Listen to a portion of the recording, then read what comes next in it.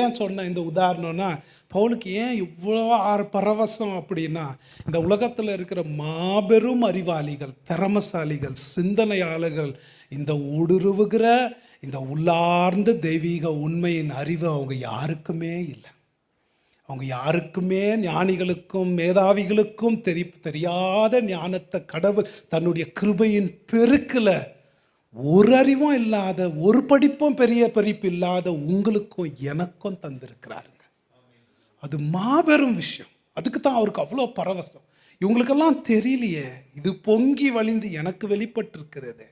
பவுலுக்கு தெரியும் இந்த உலகத்தின் ஞானம் என்னதான் உங்களுக்கு தெரிஞ்சாலும், 1 கொரிந்தியர் 21 சொல்றாரு, உலகமானது சுய ஞானத்தினாலே தேவனை அறியாதிருக்கிறார்கள். தேவனை அறியவில்லை. அவங்களுக்கு என்ன தெரிஞ்சாலும், எவ்வளோ தான் கால்குலேஷன் தெரிஞ்சாலும், எவ்வளோ தான் பெரிய